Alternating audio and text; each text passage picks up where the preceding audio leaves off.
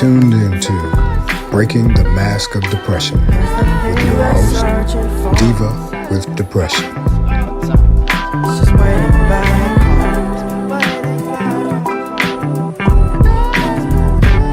Hey guys, welcome to Breaking the Mask of Depression with me, the Diva with Depression. I hope everybody is doing well today. I hope that you guys are being peaceful and loving and kind. I'm not, but I'm glad. I hope you guys are.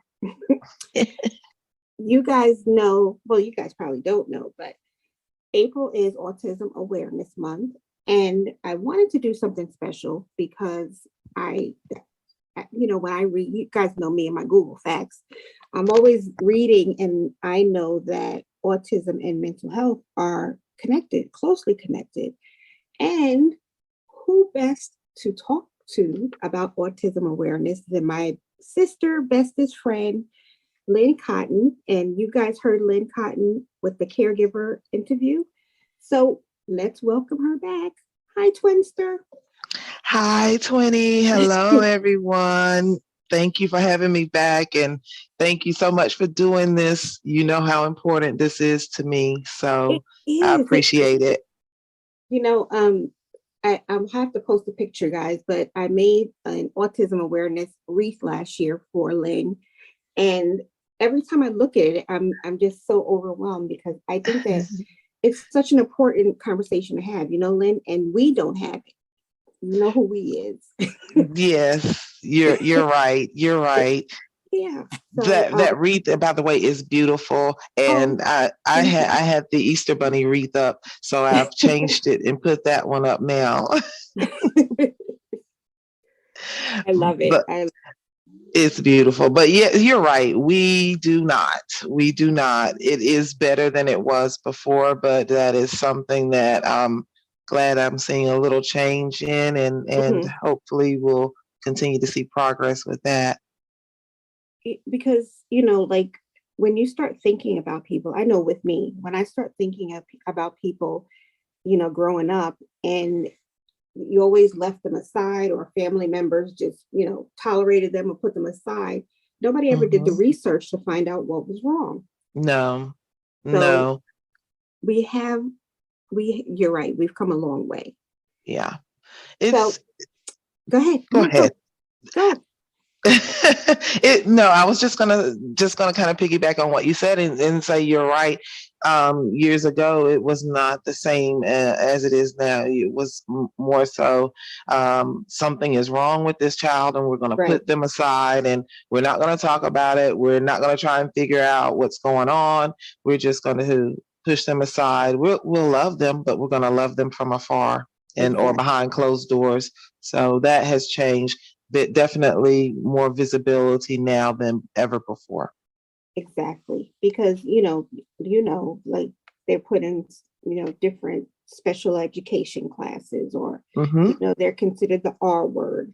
And, we're going to talk about my buddy in a minute because I learned so much since being your friend. So you guys know that me and my Google Facts, 3:00 in the morning. So, and you are, I'm glad you do that. You're much better with the numbers than I am. Oh my goodness.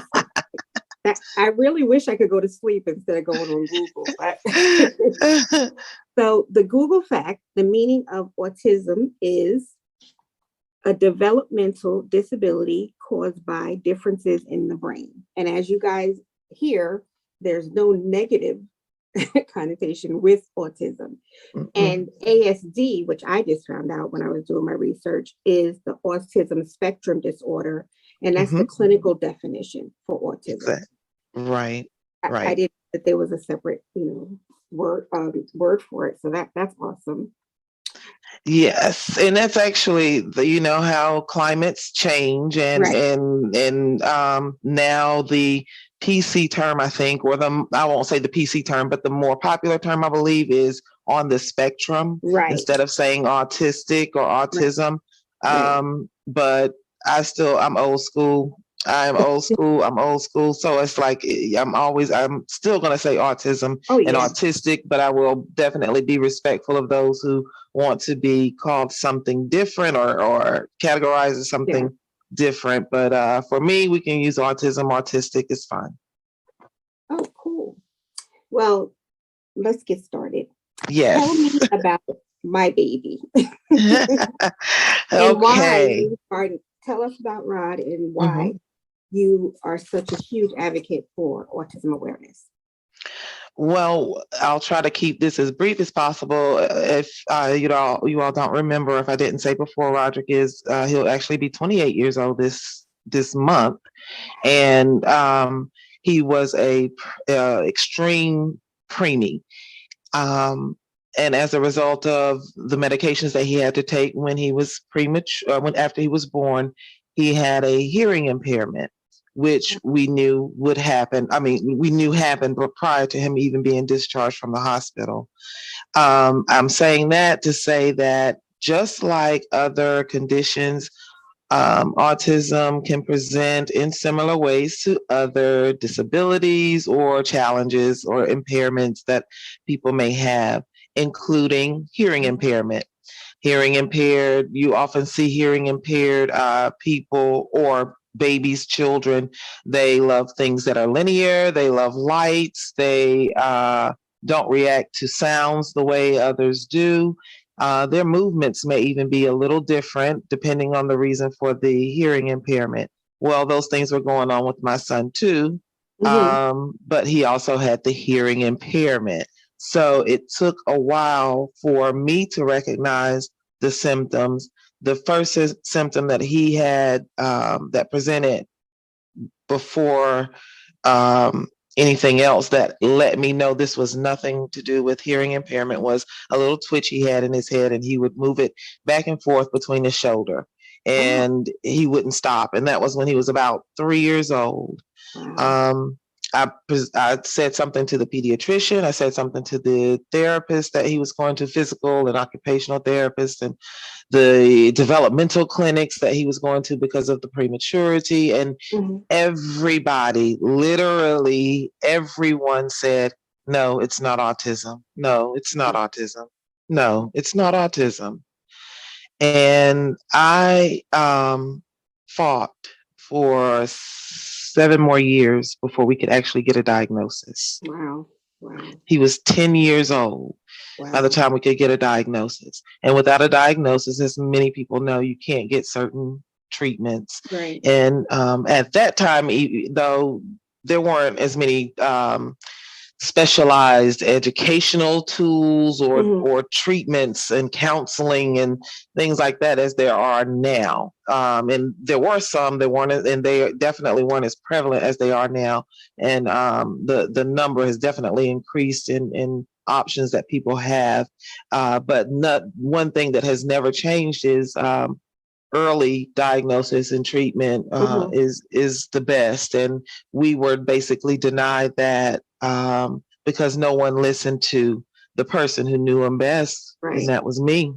Right. So even from the very beginning, I was an advocate for so many other things for him, Mm-hmm. but that was one thing I also focused on because the lack of support in the school system was not going to be lost on him because no one would listen to me. So even though he couldn't get that autism diagnosis, he still got special treatment in school that Mm-hmm. was needed to help him grow and help him succeed. Wow. Wow. I was listening on the Tickety Talk. And I'm not sure, I don't know if I saved the video, but she was saying the same thing, that it took so long to get a diagnosis, like the Mhm. specific autism diagnosis. Mhm. It took so long for her to get a diagnosis, and that complicates things, Yeah. because you don't know how to handle, like what's going on. I don't, Right. a lot of people don't Right. have any knowledge of it going in, so they don't know what to ask. That's true. They don't know what to ask. Some people don't even know what to look for. And I'll say that I did have a little advantage because growing up, I was exposed to a couple of people who had been diagnosed with autism, Okay. and but it was very extreme cases, of course, because that's when you're diagnosed early. That was when you were diagnosed early back 50 years ago, is when the extreme cases of autism, where every noise, every touch, everything bothers the child, and they rock, and that, Mhm. just like when I say extreme, I mean extreme cases. And but some of those symptoms presented with Roderick, and that let me know that I knew this had nothing to do with his hearing impairment. It had everything to do with autism.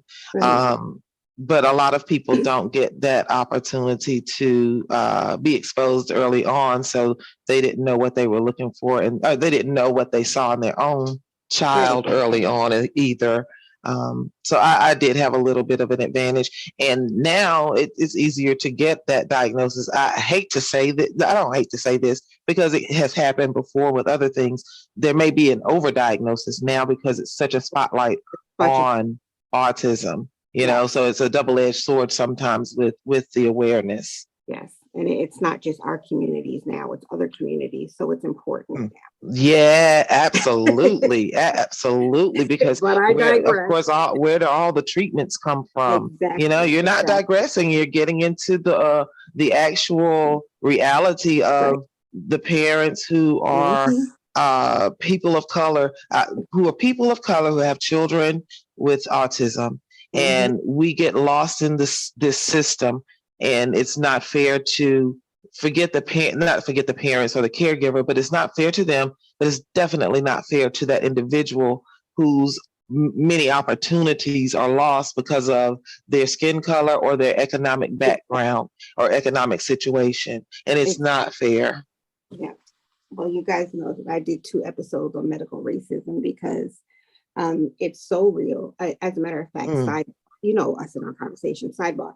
I was watching Yes. something yesterday and on the tickety talk, and this woman was furious because she said, "Now we have an opioid crisis, and Oh, now yes.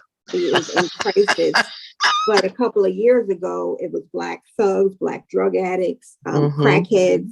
Or Um, hillbillies. oh Or yes, hillbilly. yes. That was the yes, yes, yes. And now there's all these treatment centers, and insurance covers it or whatever. Hmm. Um, Hmm. that's another conversation because we Yeah. can go on today. Oh gosh, but But this like is you this said, is the great thing about podcasts and yes, conversations. It opens up new opportunities for conversations exactly, that are needed. So, exactly. yep. You know me, I'll go on for days. Because I'm in it, with the mental health condition, it's just unbelievable. So, Right. oh, back to the Google fact real quick. So actually, this is going to be a good one because I started for you. The Okay. CDC says that the average is 1 in every 59 8-year-old children in the US have ASD. Mm. Boys are 4 times more likely than Yes. girls to develop, Yes. and I didn't know that. Mm-hmm. And they say that there's different things that cause, that could affect it. There's no one thing Right. that, but it's genetics and environment. But I thought this was interesting because of you. And it said if one child in the family has ACD, the siblings have a chance. It's possible that the siblings will also have ASD. And then with twins, if you have Mm. identical twins, Mm. if one has it, the other one is more likely to have it. Did not know that. Yes, I'm going to have to send this clip to you. Did And not then know that. the other is relatives or children with autism show minor signs of communication difficulties. And I don't know, like that line there, I don't know is if you're in the middle of it, you start, when family members, you start to adapt to different things, and then everybody ends up doing things alike. So Yeah. that's what I thought about. But the twin fact was really interesting to say to you, to talk to you about. And I wanted to let you know that because, That's news to me. yeah, yeah. Because I don't know if everybody remembers you saying that Roddy had a twin. Right. And so I that was very interesting to me. Very, So, that is. I had no idea that was the yes, case. Yeah. yes. Mm. And since there's no there's no set medical treatment, not treatment, diagnosis, like you said, these Mm-hmm. things go unnoticed. Mm-hmm. So, Mm-hmm.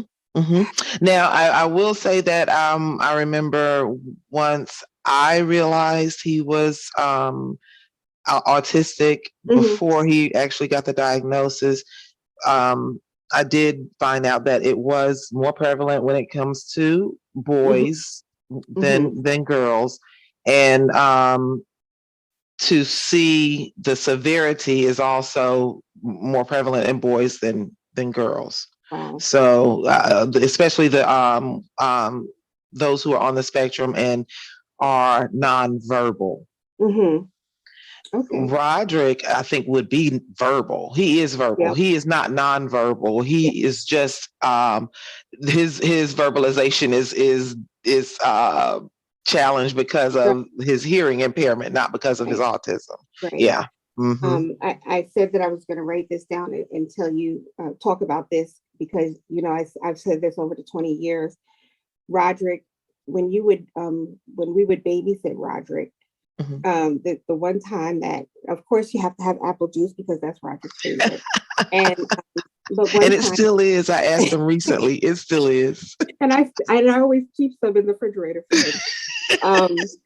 When he came by the house one time, Anthony had been, it was one time that he had like an HVAC book or something like that. And, I'm worried about entertaining Rod or whatever. And Roderick went and got that book and you did not put it down until you came to get him. And then, and I was like, is he really reading this? We were all so fascinated because it's such a boring thing, but so, listen, you know me and my baby. But what's interesting about that is, we're saying, oh, that's so boring. But there are people out there who really are interested in stuff like that.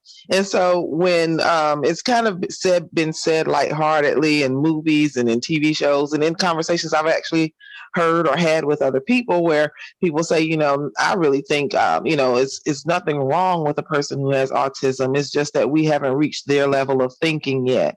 Yeah. And I said, you know what? In a way, I think you are actually right.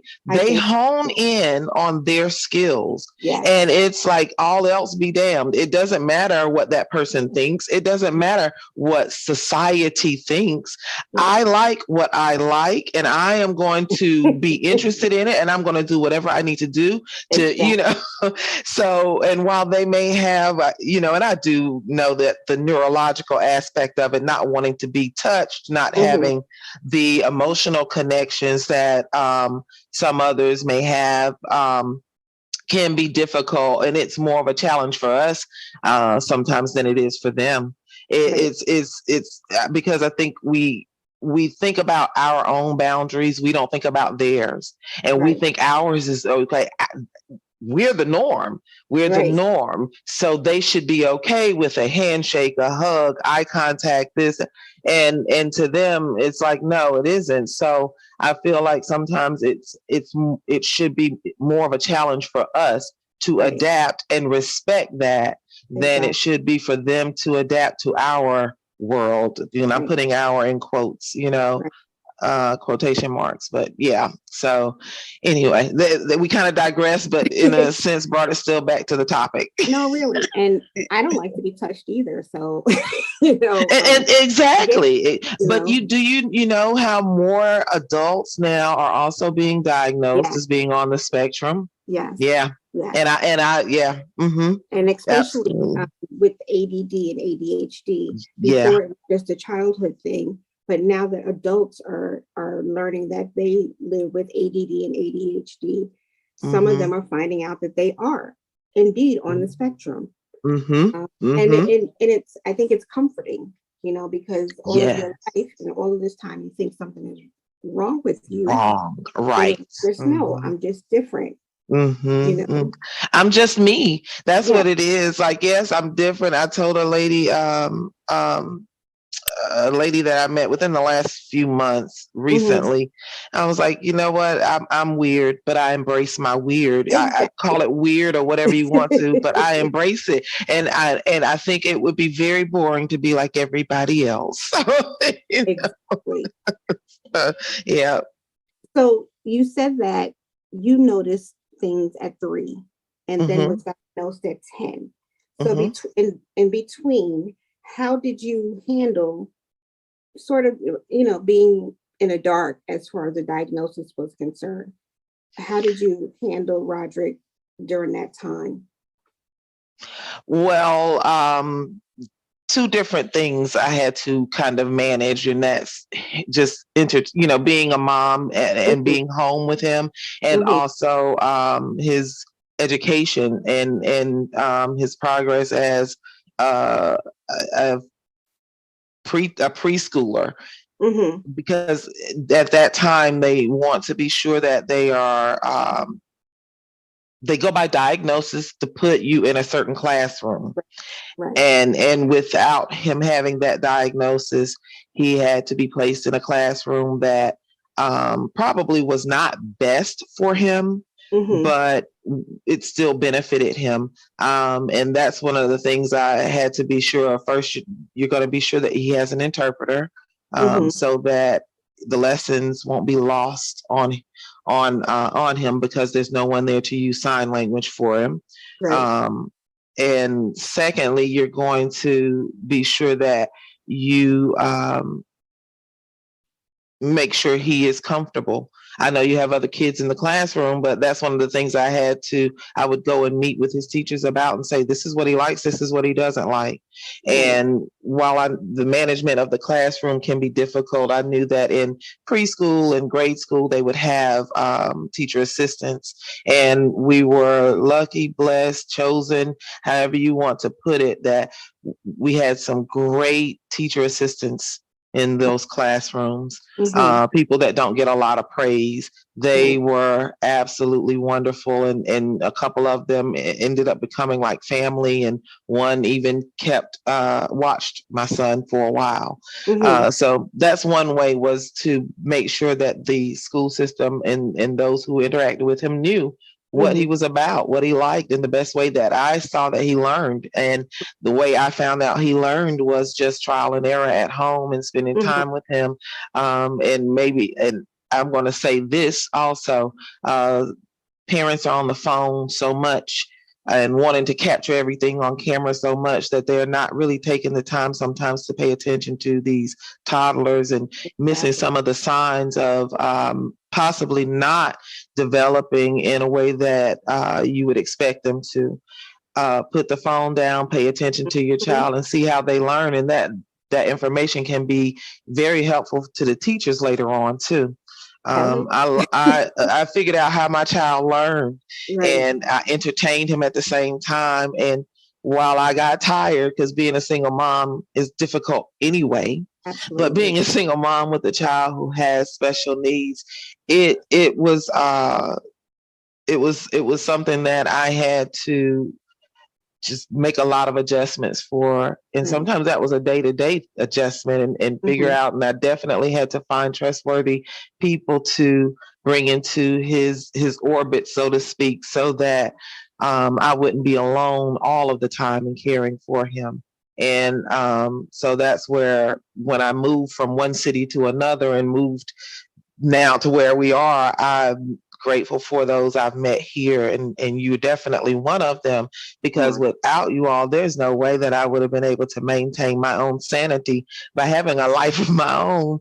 right. So, and even when I go out and do things myself, I still have my child on my mind all of the time. And I was talking with, again, a lady that I was speaking with recently, who Mhm. has never met him, but knows that he is an adult. She says sometimes when you're talking about him, I forget how old he is. Right. She said, because I'm just thinking of this little kid, and I was like, well, remember how old I am, you'll remember how old he is. But I don't have a little baby, but I get it. I get it. Because he's still so innocent in a lot of ways. Right. But I try to focus on that and be okay with it, and nurture whatever it is that he wants to do, even now. And that means fighting a treacherous system for adults with autism or special needs. It's a different world for them. Listen. People call the helpline, and I hear these stories, and it gets me angry because there's just not enough resources available for everyone, that's living with these different situations.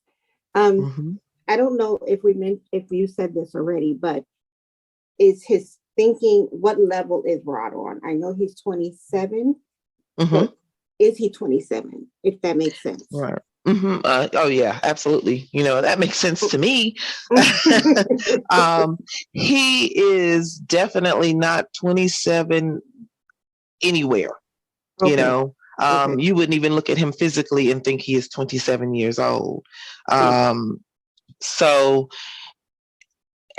it's hard to say, because I'm one of those parents that I saw what was on a report when he was in school. I paid attention to it then. I don't remember it now because it really didn't mean as much as I thought it did. Okay. If that makes sense, Yeah. I just know that he has difficulty understanding emotional things. Okay. He has difficulty understanding or rationalizing certain, things, and being logical about things. His ability to communicate is very, very low, very low. And that's a combination of autistic and hearing impaired. He can do math better than most of us. We know that. Yes, he can do math better than most of us. And as a matter of fact, he is in a program at the community college, and we're thinking about him moving on from the program because the teacher said, we think Roderick is bored. He knows this and he is bored. And I said, okay, I will talk with him. And sure enough, that is exactly what he said. Yes. I said, are you bored or still having fun? Bored. Okay. All right. But so math is great. Language, not so great. Spelling, horrible. So he has memory is really good though. And that's something that's interesting about Roderick. He has a great memory for certain things. He can see things. And this is where the medical terms and technical terms I'm not I really don't know, but it's like this hand-eye coordination thing. He sees things that like I can't see. He can put a puzzle together like nobody's business. Just like the Legos. Yeah. It fascinates me because I can't do it. They give me Legos to build. I'll build a block. Now he doesn't have a lot of, and that's the difference too. Imagination is not there. The imagination is not there. I'm sorry. Hold on. Okay. The imagination is not there, but the ability to follow the guidebook or the instructions. He can put that thing together, and they'll say 2 weeks and it's done in 2 days. So he has just different abilities all over the place, a wide range, which is also very typical of those on the spectrum. Yeah, he fascinates me. And Lauren says this all the time. She goes, how does he remember me? He doesn't see me so much.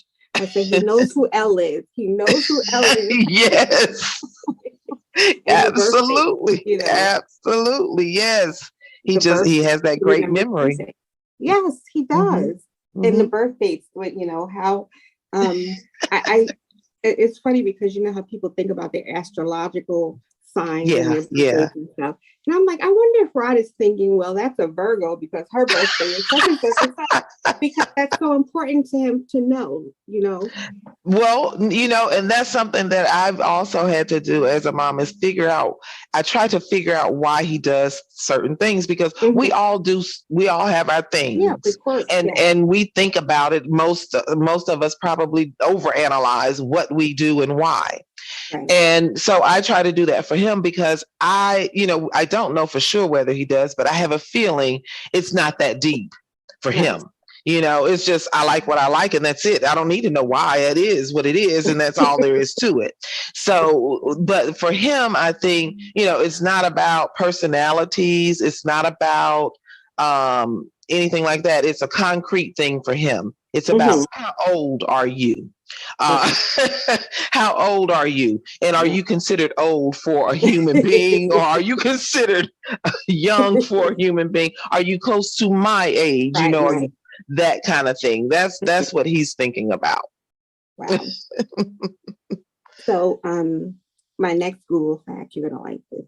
Well, not like this, but this is how it ties in, because I wanted to share how the autism spectrum related to mental health. And but I think everything relates to mental health, but this is something that we need to break down. Scientists state that there are several factors like mental illness that contribute to autism, and they have it listed as a comorbidity. And they say that people with ASD have a significantly increased risk in developing a mental health disorder.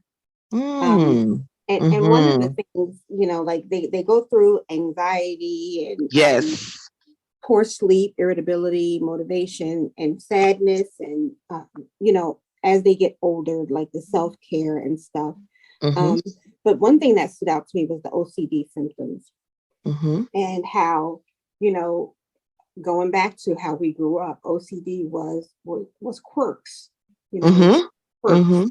Like me, I always had to have. And it's still like my kitchen has to be clean, but the rest of everything looks like shit. And, you have to do things a certain way. So, if you think about anxiety, depression, OCD, and the different types of mental illnesses, have you ever noticed that in Rod? Absolutely. I have noticed the OCD when it comes to, first, let me say this. There is OCD in my family. Okay. I should have said that when you mentioned that before. Yes, there is OCD in my family. As a matter of fact, one of my brothers had, like you were talking about the quirks, he had to do certain things a certain number of times, every single time, turn around in a doorway, hit the the little string that comes from the attic. Okay, he had to hit that once every time he went down the hallway and passed it. Wow. Without fail. And if he didn't, he would go back and hit it again. If it didn't hit the door and hit it hard enough to hit the door, he would go back and hit it again. So it's in our family. Now, with Rod, I did notice some OCD with certain things that he likes. But that's, typical with people who are autistic. They are compulsive about certain behaviors, certain objects, certain people they can be compulsive about.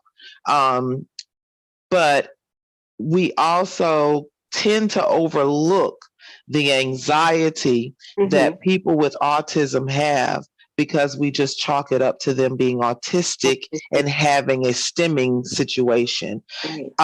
They have anxiety. They are anxious because because their routine has changed. That increases anxiety levels in them. But we say, oh, that's their autism. No, it's anxiety. It's anxiety. It's anxiety. Exactly. When they do get their mood changes, and you rarely see, with my son, you rarely see a wide range of emotions. But when you see that sadness or that person being upset, that can, especially for people who have difficulty expressing themselves, result in a depression. who are they going to talk to if they're nonverbal? Oh wow, yeah. And that's You something to know, think about. because you say, well, go to therapy. They Mhm. have to do a different type of therapy. Right, right, They can't talk it out.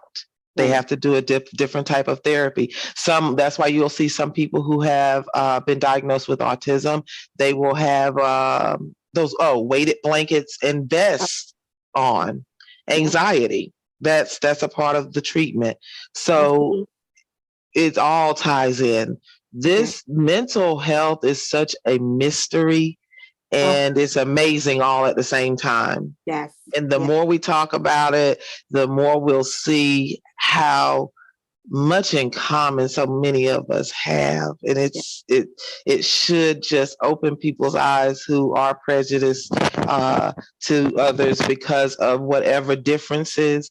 It should just open their eyes. These kind of conversations should open people's eyes to say, you know what, instead of focusing on all the differences, let's come together. But it's unfortunately not going to happen. But that's just another example of how closely related people really are. yes, yes.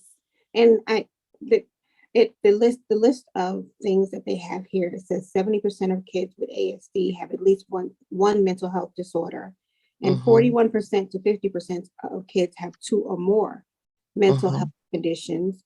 mm-hmm. Anxiety affects about half of those with ASD. Yeah.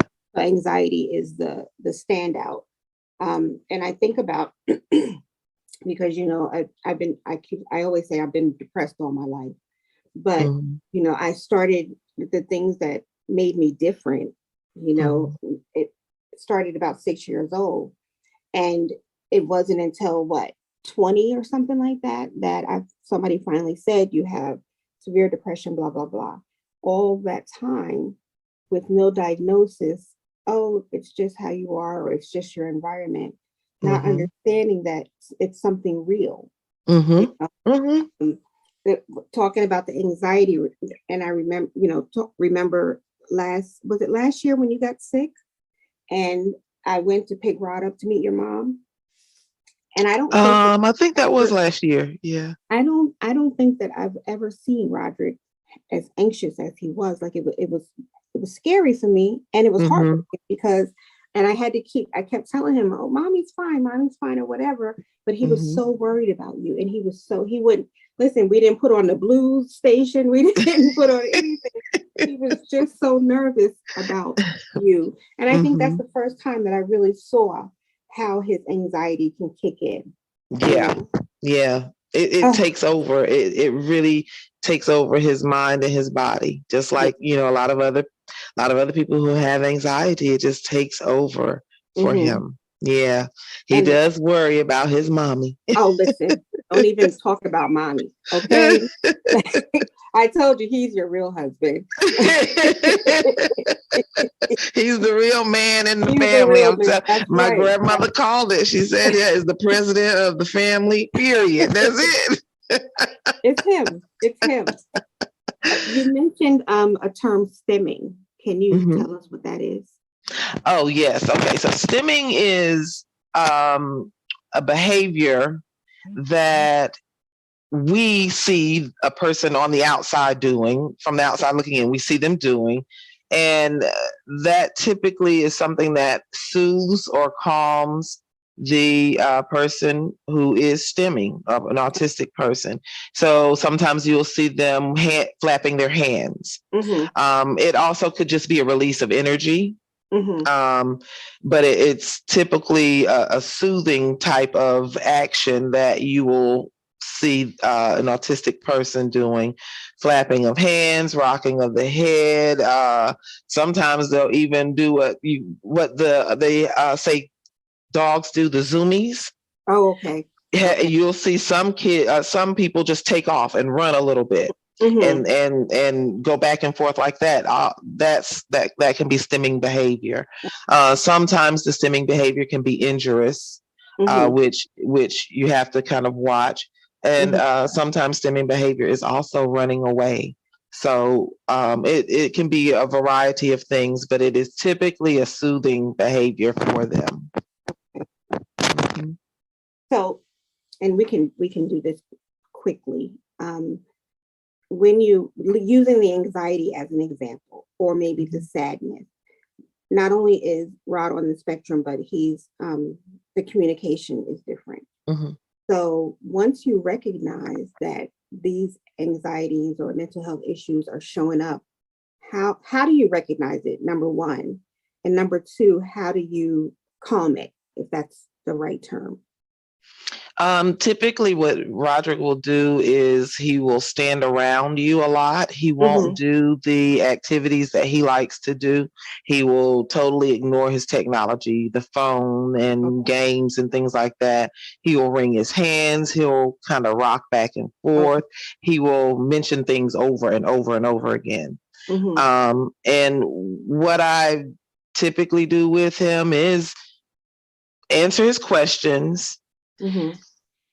And this is the time he likes to be touched. So he'll like for me to kind of pat him on his back, rub his back, and I sign and talk to him and let him know things are going to be fine, or let him know whatever is going on. And I'll be very blunt with him now, or as blunt as I feel like I need to be with him at this age, because he's an adult.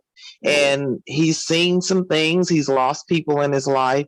And so I will kind of answer his questions, but with him, because the thoughts can be so cyclical, it can go on for a long period of time. I have to give him a cutoff. I'll let him know, okay, we're not going to talk about it anymore. You cannot ask about it anymore today. You can ask one more time tomorrow. And sometimes that'll work. It took a while for that to work, but it works better now than ever. So, and that's what a lot of people who are caregivers to people with autism, they have to figure out what works for them, because when you're talking about almost like snowflakes, so individual, so different for each individual. But that's what I do for him.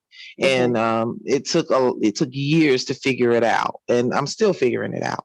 Yeah. Oh, wow. So, and another quick thing, we'll be here all day. Another quick thing, like you have a worker that helps out, like Rod stays with a worker. Since I've known you, there's always been a worker involved, and they take him to his favorite activities sometimes. So, the bowling and the horseback riding. And I know how horseback riding specifically helps people with mental illness. How does, what is his reaction with his hobbies, bowling and movies and different things like that? This is where it's really easy to see the delay, because that's all he thinks about. He feels like that's something he should do every day. There's no limit to the money. There's no limit to the resources. It's just like, why can't I go and play in the pool every day all year long? Why can't Carowinds be something I do every day, and go to a restaurant and eat every day? And, it's like, why not? I don't understand. So, he enjoys that. Of course, he enjoys his activity so much. I hate to have him do things he doesn't want to do, because I just want him to be happy, Right. I just want him to be happy. But he's gotten a lot better with letting you know what he wants. Over the last few years, he's gotten a lot better with being specific about what he wants and when he wants to do things. But he's also gotten a lot better at understanding, okay, there are limits also. And that's good, because I was having a tough time with that. I mean, he was expecting thousands of dollars to be spent for birthday and Christmas and 4th of July and all of that.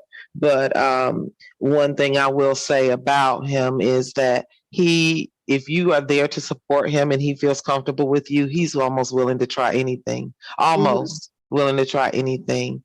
And it's kind of what I consider the cheapest therapy for him that I can provide, which is some of the things that he likes and wants and desires, because I'm one of the few people that can understand what he wants and tries to actually do it for him. So I hope that answers your question. It does. It does. Okay. I think I kind of got lost in my answer for a second. Well, you know me. Me I'll in my pull right mind. you know, I didn't ask this before, but I know Mama Mac. Tell us about, and you could do like 2 minutes or whatever, your support system. Okay. And, because like I said, since I've known you, I've met so many people that have taken Rod out and different things. Tell us about your support system and what it means to you and what it means to Rod. Well, over the years, we've had a number of people in and out of our lives, which and so many have been really, really great. But in the very beginning, from the very first moment he came into the world, his Nana was there. And she and my dad were, my dad passed away several years ago. Roger was only 4, but they were, instrumental in caring for us both, actually, and did so much for him in his early years. And my mom continues to this day to try to do for her baby. When she gets sick, she's not worried about herself. She's worried about what she's not able to do for her baby. And she loves she loves him. She loves him so much. And she would take care of him for weeks on end, for years. And that was so helpful to me, because without that, I would not get a mental break of my own. We've also had great people in the school system. While we've had our challenges, again, the shining stars every time have been the teacher assistants. When not just in the school system here in Charlotte, but also when we were living in the Raleigh area, we had great teacher assistants there. And a couple of them, like I said, took on roles as caregivers. We had a bus driver here take on a role as a caregiver, and she was going to do that for free. And when I told her she could get paid, she was like, "Oh, really? Oh, okay." And again, became lifelong friends of the family. And then we have our friends in our family, and like you and my uncle and others who have stepped up and said, I'll take Rod, so you can do this or do that, and offer when most don't. So that has been a great help. All of you have been a great help. One thing, though, that I must say is that because Roderick was born as a preemie, we were introduced to the quote unquote system very early on. And that's because he was considered disabled immediately, because of his birth, gestation at birth. So I'm sorry, the gestational weeks, the number of gestational weeks at birth. So we had immediate interventions with social workers, and that made it easier for us to navigate the system. That makes it more difficult for others who jump in later on and have to be put on waiting lists and things like that. We were in place from discharge, from the time he was discharged 27 years ago from the hospital. And when we moved from one county to another, so did our services. And so a lot of the challenges that people were go through, we did not have. But the system also provided us with caregivers, and through a discerning eye and lots of interviews and patience and time taken, we have found some great workers over the years as well.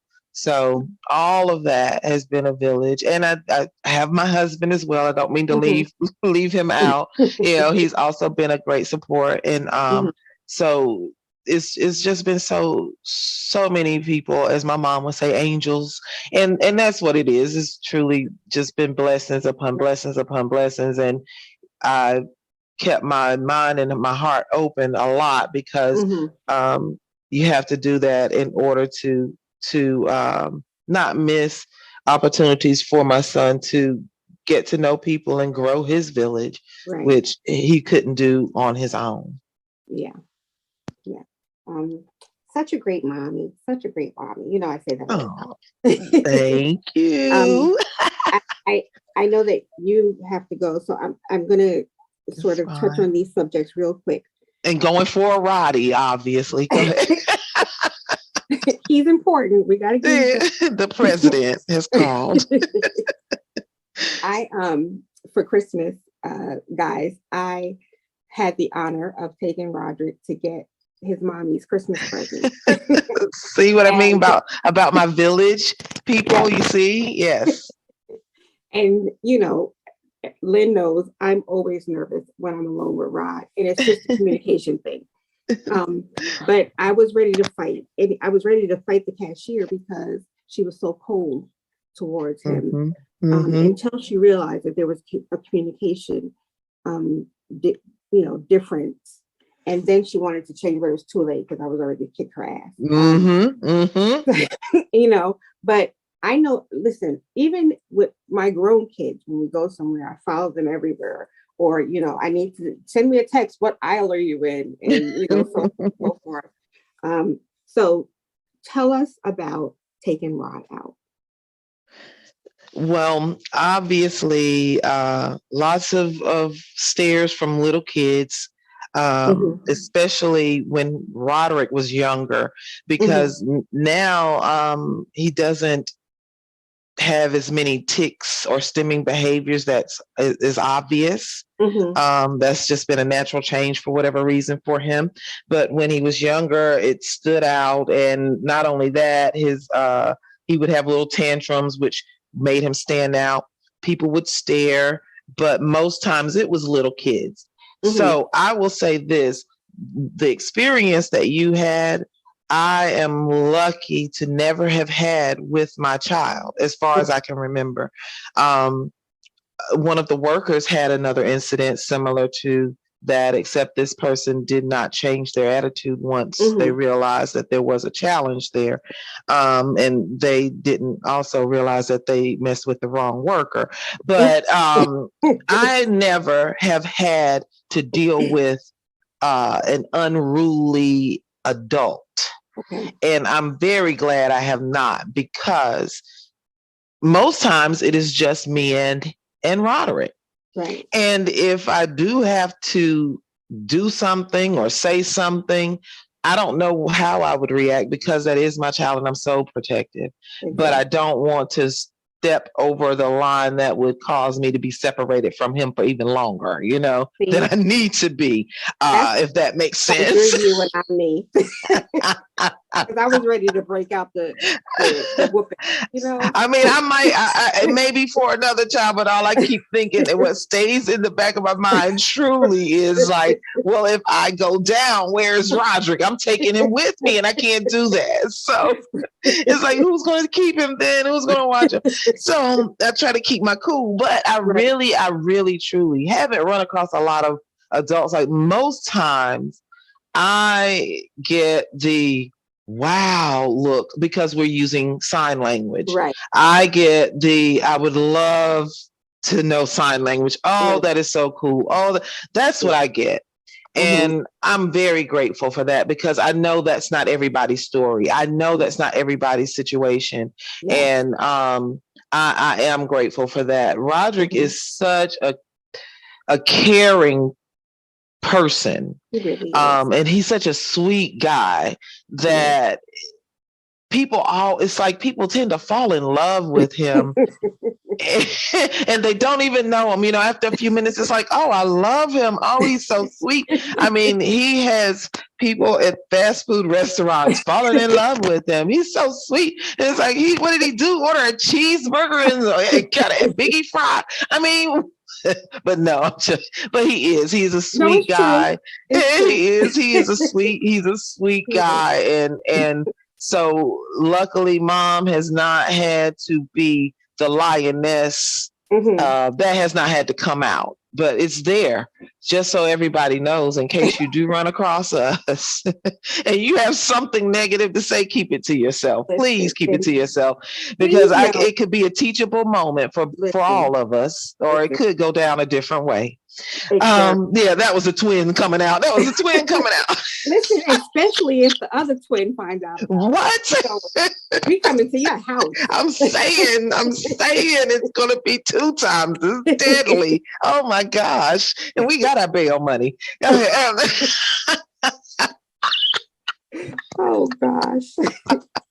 I love this. See, and look, we have a sense of humor in spite of it all. You have to laugh, and that's why I love my twin. And I have to say, guys, that she's not lying.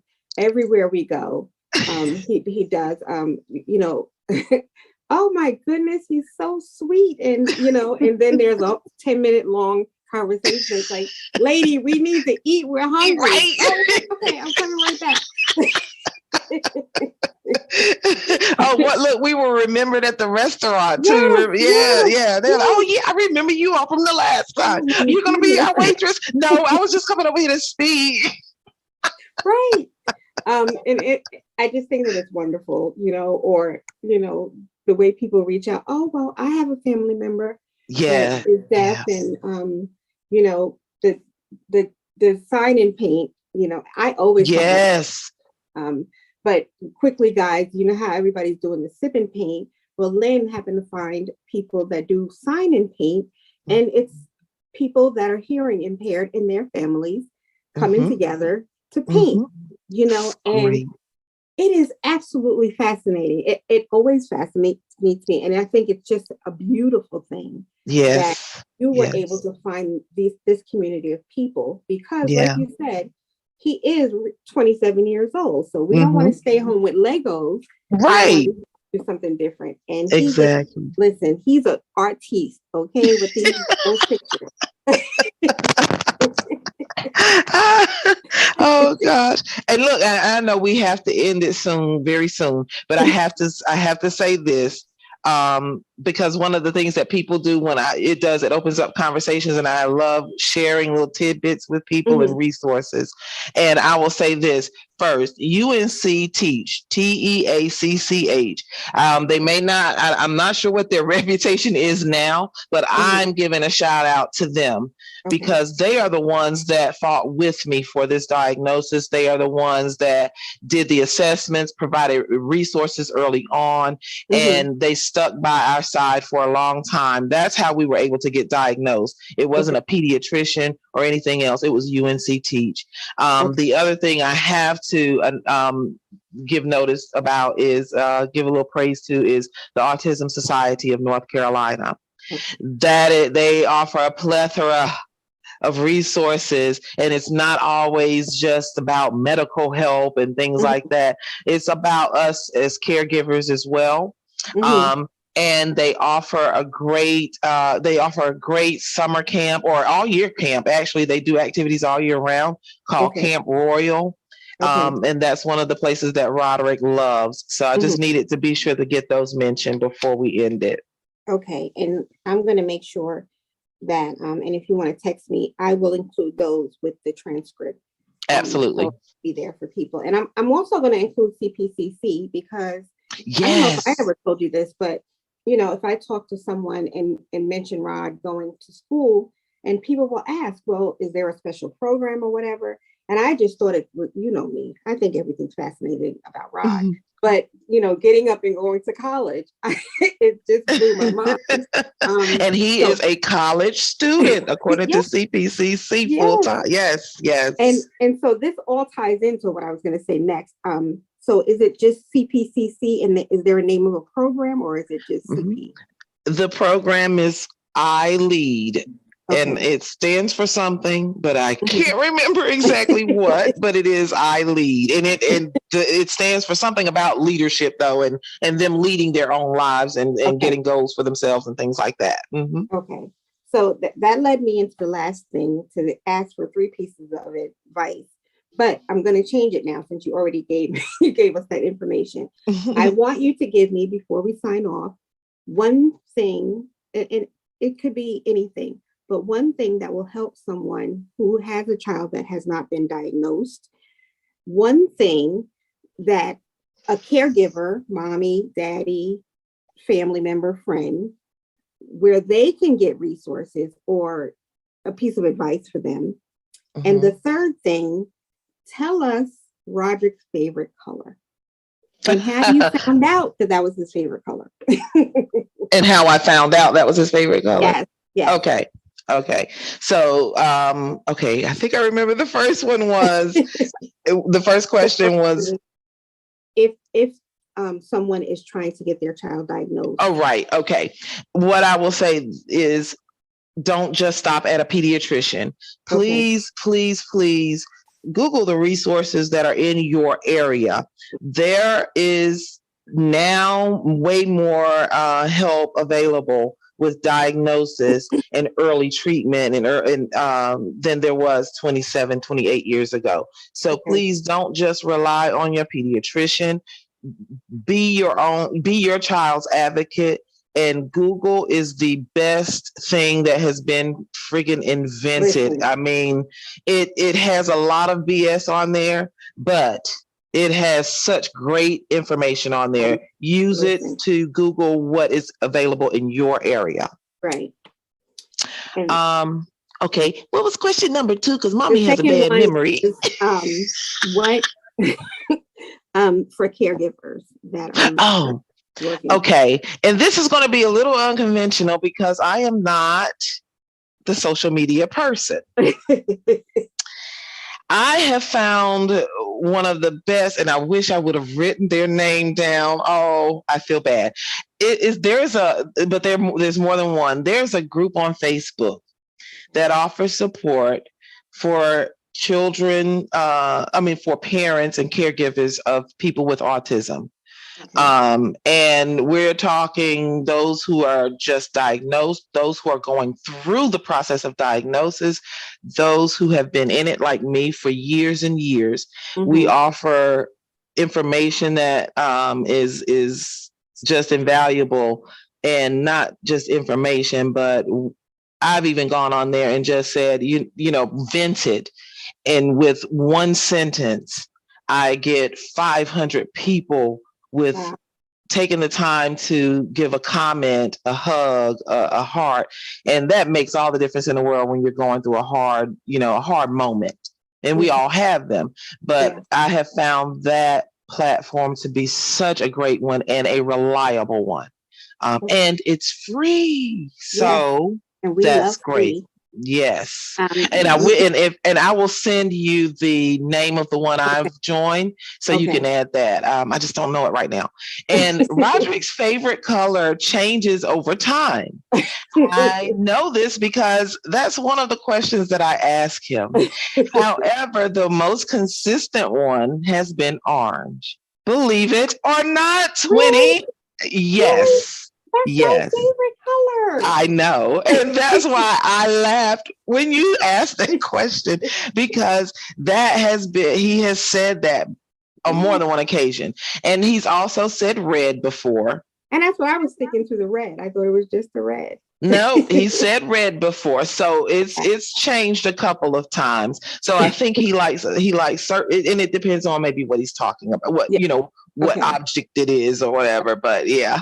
So orange and red, those are the two that he likes the most. And I found out just because I asked and he told me. So he can answer some concrete questions, and it's just been interesting to get him to do that, because I asked him who his favorite person was. It's not me. It's not me.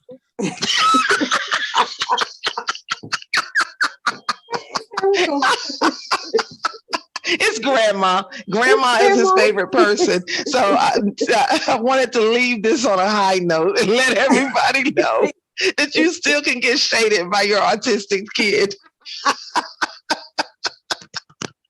That is hysterical. Oh my goodness. Well, thank you so much for leaving us with that laugh, because that was a good one. Lynn, you know that I tell you that you're fascinating. And I see the work that you've done throughout the years since we've been friends. And your relationship with Roderick is just amazing. Your patience and your knowledge, and I know that when it comes to moms and dads, we always go the extra mile.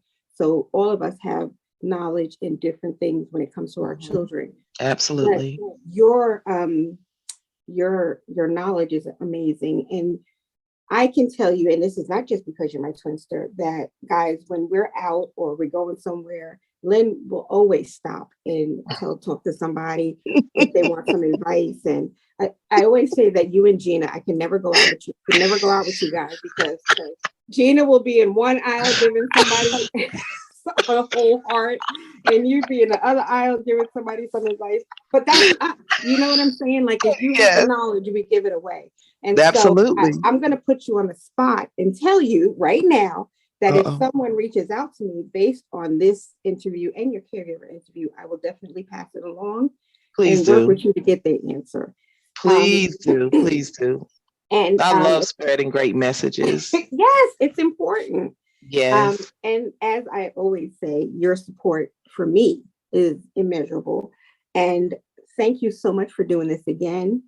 Guys, she will be back. She doesn't know it, but she will be back because I know. We are going to put a comedy podcast in the works.